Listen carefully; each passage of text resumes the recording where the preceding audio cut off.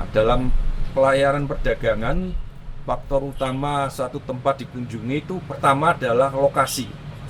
Lokasinya itu aman tidak untuk tempat berlabuh. Artinya aman dari hempasan angin maupun arus air yang kuat. Nah, kemudian kedua, ketersediaan sumber air tawar.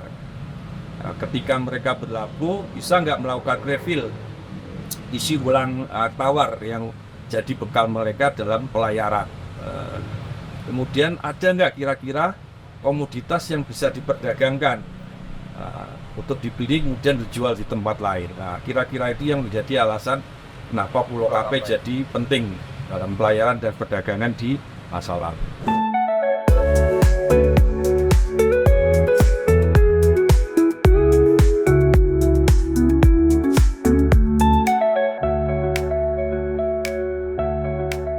Teman-teman, kita sudah menulis dan juga menghasilkan karya dalam bentuk buku. Ini berjudul Keajaiban Negeri Emas Jabats, Indonesia dalam Catatan Dunia Islam Masa Abbasiyah. Ya, ini kafur aromatika alami Indonesia yang digunakan pada masa peradaban Islam, khususnya dari Masya Rashidin sampai dengan Umayyah Abbasiyah yang kita kaji di sini. Teman-teman bisa cek untuk pembelian di bawah ini atau di deskripsi YouTube kami. Assalamualaikum warahmatullahi wabarakatuh. Halo teman-teman, kita bertemu kembali dalam bincang-bincang sejarah maupun arkeologi. Kali ini pas sekali kita berada di Surabaya, di salah satu kota bersejarah yang juga dikenal sebagai kota pahlawan, dan kita lagi ada di tepi Sungai Kalimas, yang merupakan salah satu sungai bersejarah juga yang penting bagi jalur transportasi di Surabaya. Nah, kali ini kita akan berbincang sama Pak Heri. Pak Heri merupakan peneliti di Pusat Riset Arkeologi Lingkungan, Maritim dan Budaya Berkelanjutan BRIN. Kali ini kita akan banyak berbincang mengenai sejarah dan mungkin arkeologi maritim, lebih tepatnya. Nah, seperti teman-teman ketahui, kita mengenal historiografi atau kesejarahan maritim di Indonesia atau juga Asia Tenggara itu kan jalur paling populer adalah jalur pesisir timur, ya Pak ya? Iya, pesisir timur Sumatera yang melintasi Selat Malaka.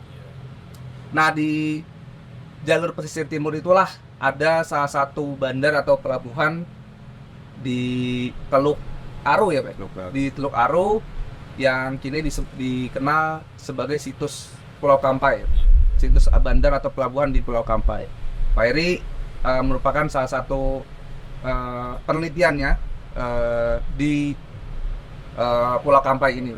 Mungkin Pak Heri bisa menjelaskan, Pak, tentang Pulau Kampai itu. Iya, jadi Pulau Kampai ini salah satu pulau di wilayah Provinsi Sumatera Utara, tepatnya itu di Kabupaten Langkat yang berbatasan dengan Provinsi Aceh, khususnya Kabupaten Aceh Tamiang. Jadi lokasinya di satu teluk yang dikenal sebagai Teluk Aru. Nah, nama Aru, baik nama Aru maupun Kampai itu sudah disebut dalam sumber-sumber historis. Setidaknya kalau dalam sumber Cina itu dari zaman dinasti Yuan. Jadi artinya abad-abad ke-13 Masehi. Nah, kemudian kalau dalam sumber lokal, Aru itu juga disebut dalam negara Kertagama atau Desa Warnata yang berasal dari abad ke-14, tepatnya 1365 Masehi, karya Puprapansa. Nah, selain Aru, dalam negara Kertagama itu juga muncul nama Kampai. Nah, artinya apa? Dua tempat ini saling terkait secara geografis dan historisnya. Nah, kajian terhadap Pulau Kampai itu sudah dirintis oleh almarhum Pak Tengku Lukman Sinar dan almarhum Edward McKinnon pada akhir tahun 70-an. Nah, setelah kajian itu sepertinya terjadi kevakuman, tidak ada kegiatan intensif kajian arkeologis atau historis di sana. Baru kemudian ada kegiatan lagi tahun 2009. Waktu itu pusat kajian sejarah, pusat studi sejarah dan informasi ilmu sosial, khusus Unimed, itu melakukan survei di sana. Kemudian baru tahun 2013 itu ada ekskavasi di sana yang berlanjut sampai 2014 dan kemudian berlanjut lagi di tahun 2016. Nah, data arkeologis yang berhasil dihimpun dari situs Pulau Kampai khususnya itu menunjukkan bahwa situs ini berasal dari rentang masa antara abad ke-11 sampai abad ke-16 Masehi. Nah, setelah itu datanya memang masih ada, cuman sangat sedikit. Kemudian muncul satu lokasi lagi masih di kawasan Teluk Aru, namanya situs Pulau 9. Dan itu pertanggalannya kurang lebih antara abad-abad 17 sampai 19. Artinya ketika Pulau Kampai sudah surut, kemudian posisinya digantikan oleh situs Pulau 9. Kemudian apa arti penting situs Pulau Kampai ini? Pulau Kampai ini menjadi penting karena di lokasi inilah diperkirakan bagian dari satu entitas sosial politik yang kita kenal sebagai Aru atau Harun enggak. Nah, kita masih belum bisa memastikan di mana pusat kerajaannya. Apakah di kawasan Pulau Kampai sendiri, ataukah lebih ke hulunya, atau di kawasan yang lain, di bagian selatan dari Sumatera Utara. Soalnya nama Aru itu terkait sama juga sampai ke Rantau Prapat. Di bagian perbatasan Sumatera Utara dan Riau itu masih ada penyebutan gitu ya.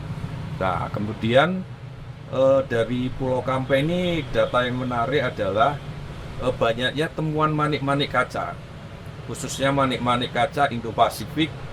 Kemudian ada juga sejumlah kecil manik-manik kaca yang berasal dari kawasan Timur Tengah. Nah, kemudian data yang menarik yang juga ditemukan di Pulau Kampai itu banyak temuan kulit kerang, khususnya kerang simpik atau singteng, orang dalam sumber-sumber Cina, singteng. Nah, data itu menjadi informasi penting, komoditas yang menjadi mata dagangan utama di Pulau Kampai, sehingga para pelaut pedagang mancanegara singgah ke pulau ini. Nah, dalam pelayaran perdagangan, faktor utama suatu tempat dikunjungi itu pertama adalah lokasi. Lokasinya itu aman tidak untuk tempat berlabuh. Artinya aman dari hempasan angin maupun arus air yang kuat. Kemudian kedua, ketersediaan sumber air tawar. Nah, ketika mereka berlabuh, bisa nggak melakukan refill, isi ulang air tawar yang jadi bekal mereka dalam pelayaran. Kemudian ada nggak kira-kira komoditas yang bisa diperdagangkan untuk dibeli kemudian dijual di tempat lain. Nah, kira-kira itu yang menjadi alasan kenapa Pulau Kampai jadi penting dalam pelayaran dan perdagangan di masa lalu. Ya, itu teman-teman. Mungkin kita akan awalnya belum mengenali apa itu Pulau Kampai dan bagaimana dalam kesejarahan maritim di Indonesia, karena mungkin di historiografi atau dalam unsur kesejarahan maritim kita di pesisir timur itu ada mungkin Sriwijaya ya Pak ya, pelabuhan-pelabuhan yang lebih besar. Nah, Pulau Kampai ini sebagai salah satu pelabuhan di masa lampau yang juga eksis. Iya. Nah, kalau jaringan perniagaannya Pak, dari Pulau Kampai kan tadi Pulau Kampai dia sangat cocok sebagai satu jalur pelayaran dan perdagangan karena kondisi lingkungan yang memadai, yang mendukung Pulau Kampai sebagai lokasi singgah perdagangan. Nah, kemudian dari temuan-temuan yang didapat, sebenarnya Pulau Kampai ini mencakup perdagangan dengan kawasan apa aja? Kalau jaringan perniagaannya, jaringan perdagangan Pulau Kampai dengan tempat-tempat lain itu bisa kita runut dari keragaman artefak. Artefak-artefak itu berasal mulai dari kawasan Asia Timur, khususnya dari Tiongkok, kemudian dari kawasan Asia Tenggara, kemudian juga ada dari Asia Selatan, kemudian sampai juga ke kawasan Asia Barat atau Timur Tengah. Nah, artefak-artefak dari tempat-tempat itu berupa ada gerabah, keramik, wadah-wadah kaca, manik-manik kaca, logam dan sebagainya. Nah, kemudian kalau ke jaringan lokalnya Nusantara itu bisa kita runut sampai ke kawasan lain dari Pulau Sumatera, khususnya bagian selatannya, sampai ke Pulau Jawa. Nah, itu data-datanya dari artefak yang kita temukan di Pulau Kampai. Nah, kemudian apa yang dijual dari Pulau Kampai itu terutama produk manik-manik kaca yang bukti pembuatannya ada ditemukan di Pulau Kampai. Nah, benda-benda itu terutama adalah manik-manik kaca yang disebut sebagai Indo-Pasifik itu tersebar di kawasan sekitar, situs-situs sekitar seperti di kota Cina, kemudian di kawasan Padang Lawas, kemudian juga ditemukan di Barus. Kemungkinan besar produk manik-manik kaca Indo-Pasifik itu yang tersebar mulai abad-abad 11 sampai ke 16 itu adalah hasil produksi di Pulau Kampai. Kemudian ada data historis menarik dari masa dinasti Ming bahwa Aru itu adalah penghasil mutiara. Nah, mutiara ini bisa dihasilkan didapat dari mana? Salah satu jenis mutiara yang bisa kita panen jenis mutiaranya itu adalah kerang simping atau sinting. Nah, itu dalam kajian khusus tentang kerang simping itu digambarkan bahwa kerang ini menghasilkan sejumlah butir mutiara. Dalam satu butir itu bisa 1 sampai bahkan yang paling banyak pernah dijumpai sampai 4 butir. Nah, memang ukurannya tidak besar, tapi kecil-kecil. Itu kemudian diperdagangkan sampai ke Tiongkok. Nah, mata dagangan atau komoditas utama itulah yang menjadi daya tarik dari Pulau Kampai.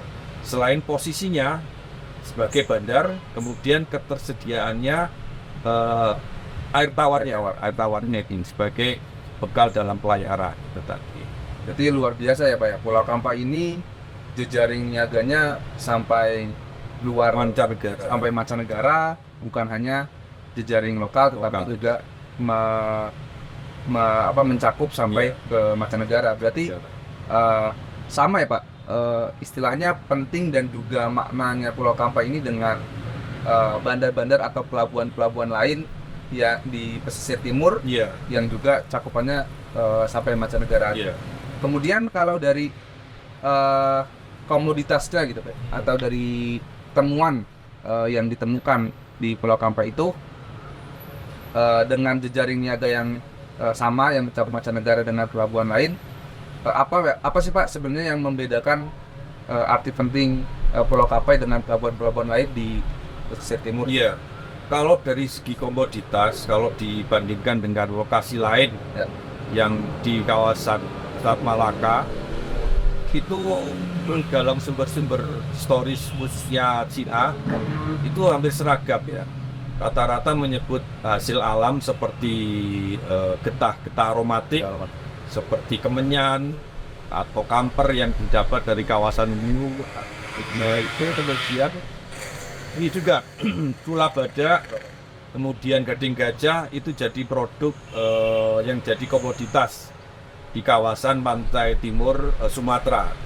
Nah, yang menjadi khas bagi Pulau Kampai yaitu tadi adanya produksi manik-manik kaca sama mutiara alam tadi. Jadi itulah yang membedakannya dari lokasi-lokasi lain yang di kawasan yang sama di Selat Malaka.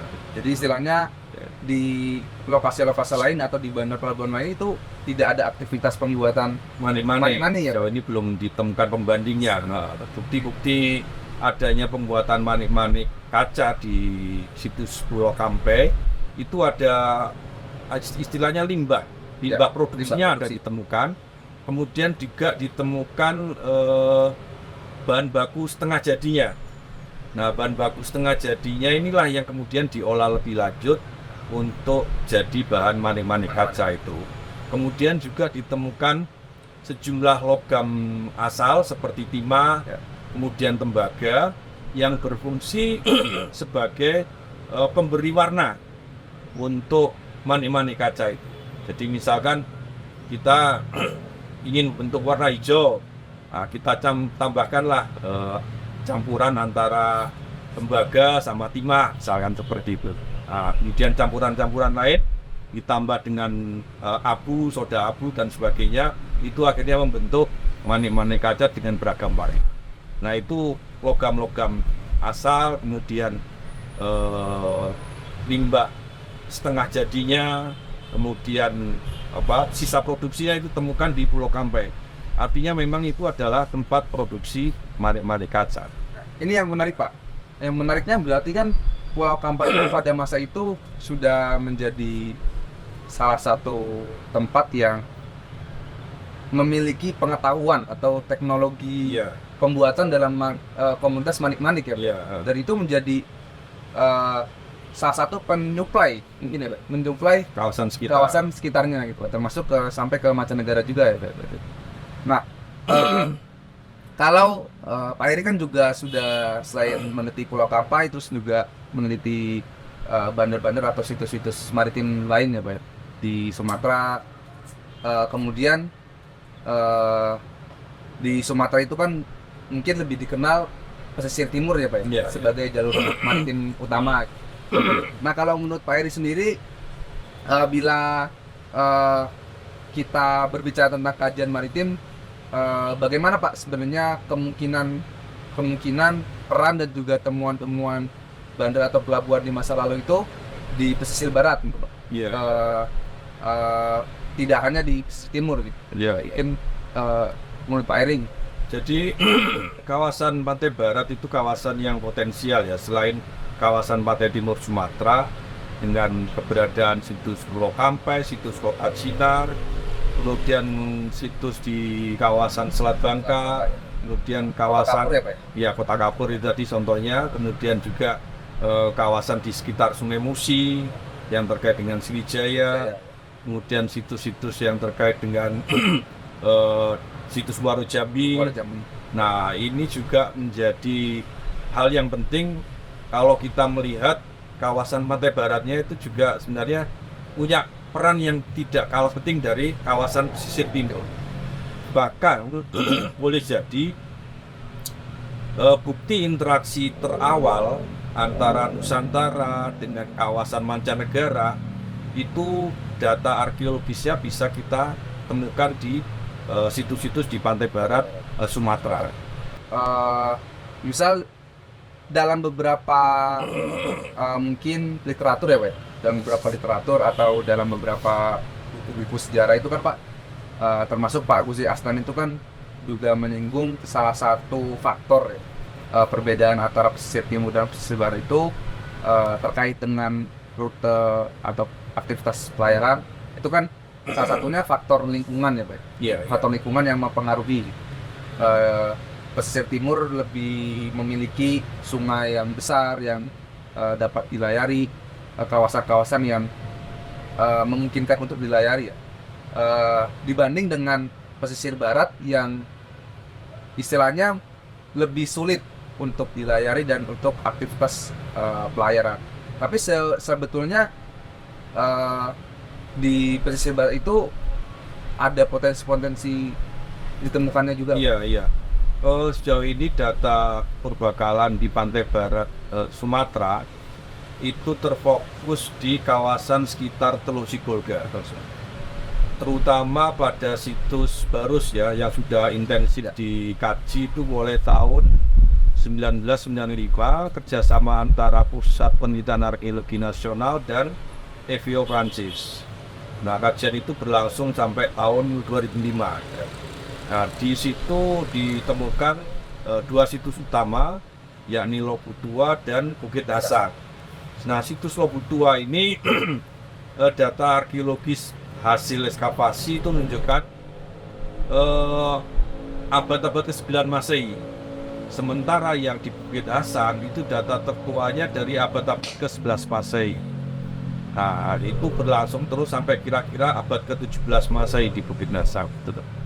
Nah, artinya dua lokasi ini memang ada peran penting di masa lalu terkait perdagangan, khususnya di pantai baratnya.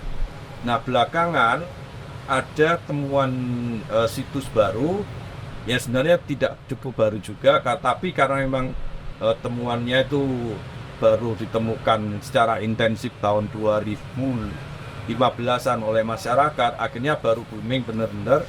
Itu kan setelah ada kajian serius tahun 2021 sampai 2022. Nah, barulah terungkap ada satu situs yang lebih tua dari dua situs di Barus. Nama situsnya itu mengikut posisi geografisnya yang berada di perbukitan Bongal, sehingga disebutlah ini situsnya situs Bongal. Nah, letak administratifnya itu di Desa Jagung-Jagung, Kecamatan Badiri, Kabupaten Tapan Tengah, Sumatera Utara. Nah, di sana ditemukan data arkeologis hasil temuan masyarakat dan hasil ekskavasi yang rentang masa petanggalannya itu mulai abad ke-4 Masehi sampai abad ke-10 Masehi. Artinya ada gap antara situs Bongal dengan situs di Barus seperti Lobutua. Yang tertua itu kan abad 9. Sementara data arkeologis tertua di situs Bongal abad ke-4. Jadi ada gap sekitar 4 sampai 5 abad di sana. Artinya untuk kawasan pantai barat Sumatera, khususnya Sumatera Utara, sejauh ini situs Bongal lah yang bisa kita ujukan nantinya terkait dengan nama-nama tempat yang disebut dalam sumber-sumber historis seperti Barusai, ada sumber-sumber Yunani atau Pansur dalam sumber-sumber Arab. Nah, itu mungkin bisa dikaitkan dengan Bongal. Berarti pesisir barat ini sebenarnya juga punya potensi kesejarahan yang juga sama ya Pak ya, kan? Iya. Dengan pesisir timur. Dan ini membuka satu istilahnya peluang atau pengetahuan sejarah bagi kita ya Pak. Iya. Terkait dengan peran Indonesia, peran Kepulauan Nusantara, khususnya Pulau Sumatera itu sendiri gitu, dalam sejarah pelayaran dan perniagaan, baik yang dalam lingkup kawasan Asia Tenggara maupun juga sampai mancanegara. Artinya kan Pak, ada satu kemungkinan Sumatera itu berperan cukup penting ya dalam aktivitas pelayaran dunia itu, bahkan bukan hanya di pesisir timur ya, tetapi juga di pesisir barat Sumatera juga. Tetapi kalau misalkan dilihat dari gejala-gejalanya Pak, kira-kira ada kecenderungan yang berbeda nggak sih Pak? Atau punya kecenderungan sama aja dalam hal misal lokasi bandar atau pelabuhannya atau aktivitas pelayaran perdagangannya antara pesisir barat dan pesisir timur? Kalau latar belakang kenapa satu lokasi kemudian bisa menjadi satu bandar atau pelabuhan, itu secara geografis kurang lebih sama. Seperti Pulau Kampe tadi kan dia terletak di satu teluk ya, satu teluk yang amat. Jadi posisi situs Pulau Kampe itu di Teluk Aru tadi, pelabuhannya ada di bagian selatan yang relatif tidak kena hembusan angin secara langsung dari kawasan Selat Malaka maupun arus yang cukup kuat di Selat Malaka. Nah, demikian halnya yang situs Bongal, dulunya dia juga terletak di satu teluk. Nah, meskipun sekarang sudah posisinya di sekitar Sungai Lumut ya, tapi itu kan karena proses sedimentasi yang berlangsung berabad-abad. Dulunya memang dia benar-benar ada di satu teluk, tapi yang karena satu dan lain hal kemudian dia ditinggalkan pada abad 10. Mungkin salah satunya karena proses pendangkalan itu, sehingga dia tidak layak lagi diteruskan untuk fungsi sebagai pelabuhan, sehingga beralih ke lokasi yang kering. Bisa jadi Lobutua itu adalah kelanjutan dari Bongal setelah ditinggalkannya Bongal pada abad ke-10 Masehi. Artinya mungkin ada kecenderungan yang sama ya, Iya. sebenarnya kalau secara lokasi Iya, bandar atau geografisnya, pelabuhannya, lokasi geografis antara pesisir barat dan Iya. pesisir timur. Pak, terakhir Pak, kira-kira dalam konteks kajian arkeologi maupun sejarah maritim, gitu, Pak Heri yang juga mengkaji situs-situs maritim berkait dengan pengetahuan arkeologi dan sejarah maritim, apa Pak sebenarnya artinya dan makna pentingnya kita mempelajari sejarah maritim Iya. melalui situs-situs cagar budaya, situs-situs bersejarah di Sumatera maupun di Jawa maupun di pulau-pulau lain di Pulau Nusantara, yang dimana hal itu kan juga berarti menunjukkan ada satu peran penting dalam hal aktivitas maritim di masa lalu dari masyarakat Nusantara ini, yang cakupannya bukan hanya kawasan Nusantara, Asia Tenggara, bahkan juga mancanegara ini ya. Jadi intinya gini, kenapa kita mempelajari studi arkeologi maritim? Dari situ kita bisa tahu bahwa kejayaan masa Nusantara ini itu diraih lewat laut, lewat perairan, lewat kawasan maritim. Nah, hal itu mestinya jadi semacam semacam pelajaran bagi kita, menjadi contoh bagi kita kalau kita mau mengulang kejayaan kita di masa lalu, itu bisa belajar dari apa yang sudah berlaku di masa lalu. Kalau di masa lalu nenek moyang kita bisa mengarungi samudra dengan teknologi perahu layar yang bisa sampai ke Cina, ke India. Nah, sekarang dengan teknologi yang lebih maju mestinya kita juga bisa menguasai samudra dengan teknologi perkapalan lebih canggih kan, untuk misalkan. Nah, kalau misalkan leluhur kita dulu bisa menghasilkan komoditas alam yang kemudian diolah sebagai komoditas ekspor seperti resin wangi, seperti kemenyan, kemudian gaharu, kemudian kapur barus atau kamper yang diolah sedemikian rupa sehingga menjadi produk hilir seperti wangian atau minyak wangi yang kemudian diekspor ke berbagai tempat dan punya nilai tambah yang tinggi. Mestinya yang sekarang kita pun bisa bikin seperti itu, bahkan harusnya bisa lebih. Produk-produk turunan dari hasil kekayaan alam kita bisa lebih bervariasi sehingga bisa mendapatkan nilai ekonomis, nilai tambah yang lebih dibandingkan hanya sekedar menjual produk mentahnya saja. Nah, data seperti itu sudah kita peroleh seperti di situs Boral. Kita selain mendapatkan bahan bakunya seperti resin kemenyan, kemudian resin kapur barus. Di sana kita dapatkan alat-alat produksi untuk menghasilkan produk hilir seperti minyak kamper atau minyak kemenyan. Nah, itu namanya alatnya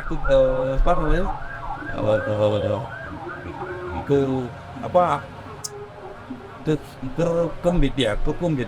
Namanya itu ya alat-alat itu destilasi lah itu kan. Alembik, iya namanya alembik. Alembik ya. Jadi alat untuk produksi minyak siri ya.